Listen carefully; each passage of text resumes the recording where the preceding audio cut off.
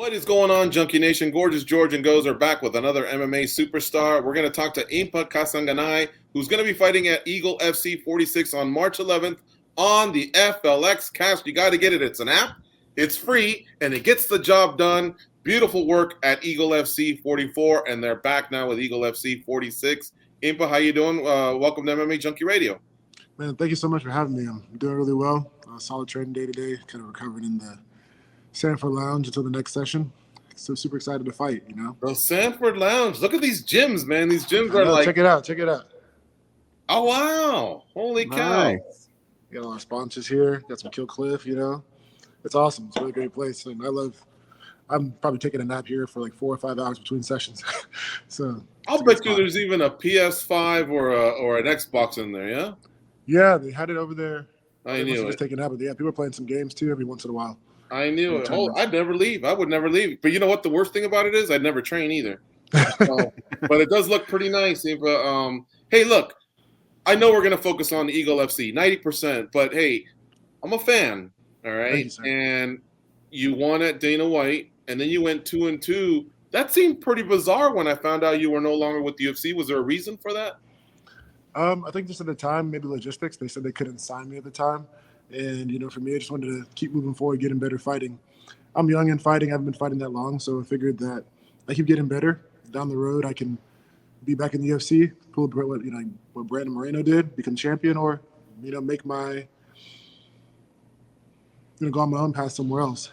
So, they just said they couldn't resign me at the time. And, I didn't want to sit out a whole year without fighting or waiting for a short notice. I just wanted to stay active and fight and do what I love. But, man, Dana White, Sean Shelby, Mick Maynard, everybody on the staff, they're really, really awesome there. So nothing bad.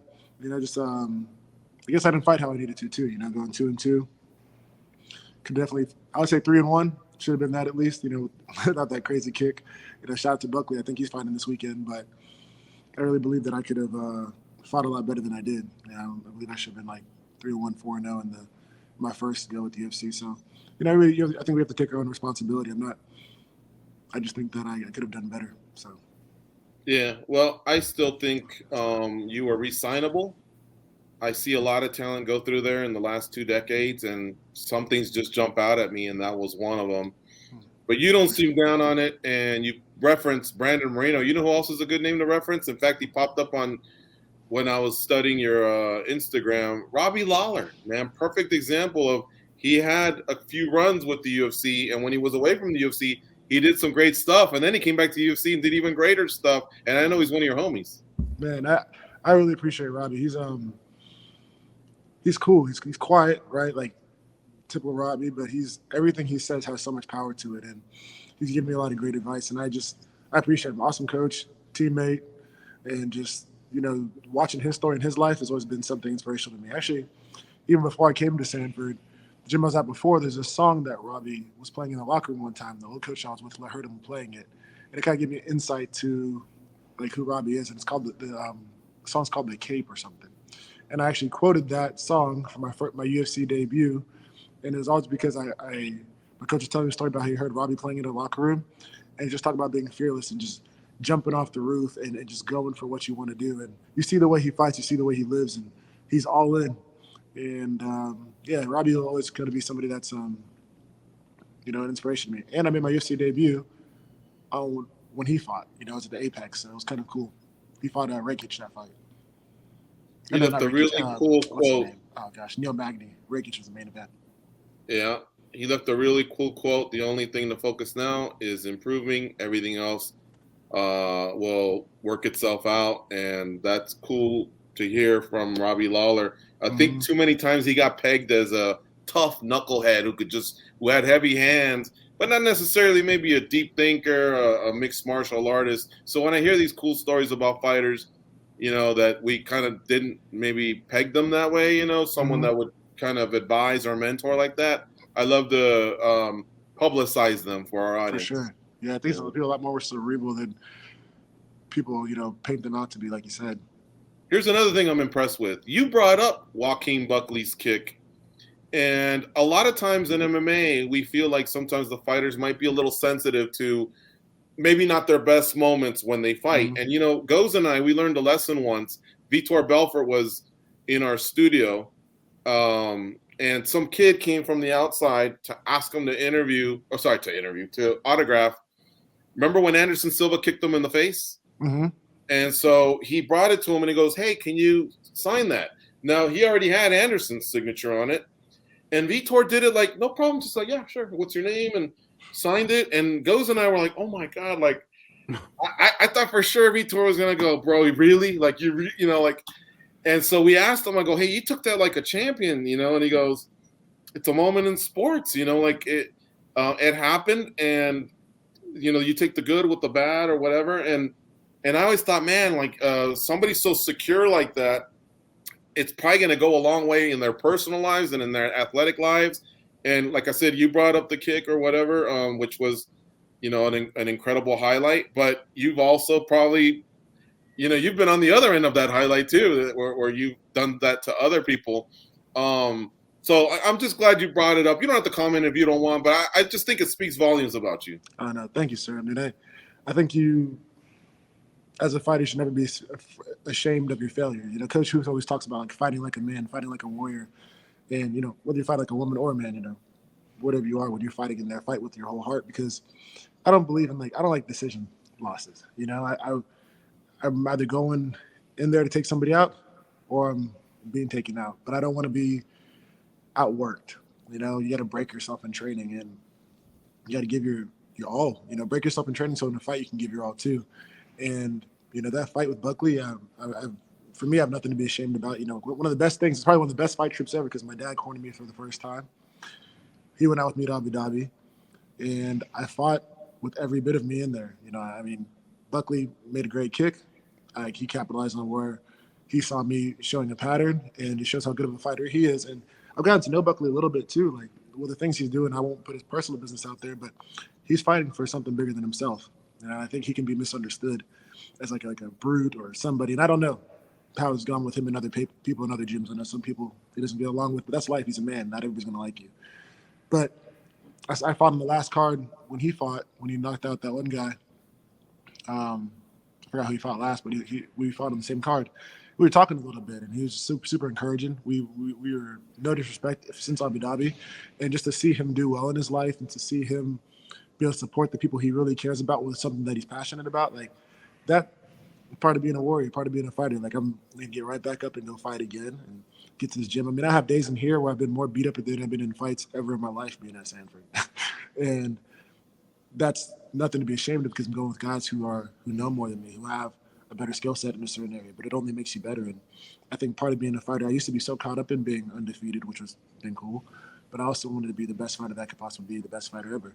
And each part of the path, whether I've lost or I've won or I've had a crazy training day, I've had a great training day, like that's what makes me the fighter that I pray to be. Like I think a lot of people will pray to God, like, man, I want to be this, I want to be that. And then we have certain challenges on the way. It's like, but I thought I prayed to be this. And who says we know better than who's created it for us? So, that kick for him, it's really helped him in his career. It's also helped me too. Shout out to Joe Rogan. I know a lot of people are putting him down right now, but I know Joe Rogan's a good guy. Because Buckley knocked me out, I shared my post and not thinking about it, but Joe Rogan reshared my post. It helped me grow on social media and helped me get a lot of attention that I really wasn't looking for at the time. And, he is a genuine guy. So I hope he's doing well. I hope people aren't really putting him down so much. But it's just you realize as a community, even your failures can propel you. So I just, that was a moment in my life. And hopefully I can show my kids one day, the day that I do have kids, the day that I am married and all that stuff, when that comes, that you might fall, but you got to get back up and keep fighting. You can't just hang your hat on that or cry about it or worry about it. And you got to go be the best version of yourself. So that's what that moment was for me, and I've like no shame about it at all. No shame about it. Much respect. What would you be doing if you weren't an MMA fighter? One more time? Sorry? What would you be doing if you weren't an MMA fighter? Well, I was going to get my CPA, become an accountant if I wasn't fighting, but I also thought about maybe doing like a special ops unit, like the SEALs, pararescuemen. I like the pararescuemen because I thought they were I found that they had the highest attrition rate, so I thought that'd be a cool challenge. Nutrition rate? You said nutrition? Sorry? They had the highest what rate? attrition rate, like the highest amount of people who drop out and Oh, don't make it into the pararescue. I think they had a higher attrition rate than the SEALs. I'm saying that word right, yeah. And for me, it was just I wanted to do something bigger than myself, but I always, in my heart, believed I was a warrior. So I just wanted to do something where I could fight. Something about combat always inspired me, and then I'm grateful to be from this, being American and my parents coming from another country coming here, being immigrants, and the opportunities that have been created being here in the United States are really special. So having the opportunity to serve my country or support in a way, I thought it would have been pretty cool, and I was planning to do that for a full career if I didn't fight. this is what I was going to get at, and my brother can probably attest to this. Man, you need to talk to people because I'm all ears. I'm all fucking ears right now. And so whether that was like a counselor at a university or younger kids, I don't know, but you have a really calm, soothing voice. And then obviously you're a bad mofo just to look at you, you know what I mean? But him and I do military visits, morale visits. You started bringing up the military a little bit, and goes, am I right or wrong? Like if Impa just started talking, to that one group that we talked to on Saturdays before the fights, I think everybody would be captivated by every word. Yeah, no, George hit the nail on the head. Like this is gonna sound terrible, but I don't mean to sound terrible. I feel awful right now. And it's only because you're so inspiring that I feel like everything I've done today is just so lazy and shit that it actually, hearing you talk really inspired me, inspired George, just hearing you talk. And he's absolutely right. Like you just have this right mind focus that I think can touch a lot of people. So, yeah. I mean, I don't know whose hand we shake, yours, your parents, friends, and family, but they've definitely put a really good head on your shoulders. Thank you so much. We appreciate a lot. Yeah. All right. Well, I mean, I've almost lost my train of thought here, but so you could still revisit some of those careers, I guess, when you're done. Will you be one of those that maybe is career till the wheels fall off, like they say, or could you see yourself ducking out after some successes and maybe doing something early, albeit maybe even like old Habib there? I think he retired at 32. Like. Well, what do you see yourself in the sport? Gosh, Khabib, much respect for him. I think everybody has their own path. For me, I think I'm going to fight like another 15 to 20 years. Maybe I'm like tied by like mid 40s, depending on how my body's doing, how healthy I am. For me, a couple things I plan to do down the road is have a farm, have a ranch. So I kind of like that off-grid lifestyle. And here comes Coach Hoot coming in. Say hey, Coach. Good interview. Yes, sir. What? Doing an interview, yeah. Okay. Hello. Can we say hi to the coach real fast? For me, yeah, I'd love a farm, a ranch, and train people, work with people. Hopefully give back with what I got to learn. Not maybe after a few success. I want to challenge myself until it's over, but I'm still healthy. Have a family and work on other business opportunities. That'd be my focus. Man, my mind is spinning right now. So tell me more about this ranch. What exactly, like George and I, we're thinking Yellowstone. I can guarantee that's what he's thinking too. What kind of ranch are you talking about? Oh, what kind of ranch? So another week I actually went to a farm called Soul City Farm. It's right outside of Doral near Miami. And I was just learning about different cows. They have these things called Florida crackers. There's, I like to get in like cattle ranching or farms, like that. But I always text a bunch of different ranchers and ask them questions about it. Probably a cattle operation and in an agriculture. The first goal for me would be to hunt, grow, and cultivate everything that I eat while I fight. So haven't been hunting yet, but I'd like to get to learning to do that. Been to a couple of different farms. This guy I used to train with, Brian Barberina, he has a farm, and he let me come on his farm one day. That was a really, really cool experience. Went down to Soul City Farm and check out different farms in the area, but it'd be different crops for sure, things that I can eat and grow with. And then I would also want to do kind of like, how Cowboy does it. He has different fighters come on there, help fighters get ready for their fights, maybe when I'm not fighting anymore, or, do different camps out there. Maybe it's like pandemic proof if another pandemic would have happened that can bring all the fighters out from the gym there. And open up opportunities for fighters to have jobs, but they can still train full time. So it would just be cattle, crops. If it's the Midwest, maybe, different bison, buffalo, like conservation work, and really just really looking into different options. But my first idea of cattle. Like if you look at my Instagram, I'm always reposting cows. I don't know why I like cows so much, from Highlands to Angus to the Florida Cracker. Those are my. I just something about cows. They have like these cool personalities. We was at the farm the other day, and the bull kind of turned towards me and started like giving me a little stare down, and I was thinking, no, this could not go well, and I'd have to pull out the fight or something. But I just love them, and I would also look into meat hens and egg layers. Egg layers, I was kind of learning about the finances of a farm too, and that I guess you have to. That's a hit or miss. There's so many little details that go with little egg layers, and would like to make it organic and be able just to help people. I would help fighters, help people who are doing, like whether it's like single mothers, families, whatever, anybody going through it. The farm in Soul City in Doral, they're doing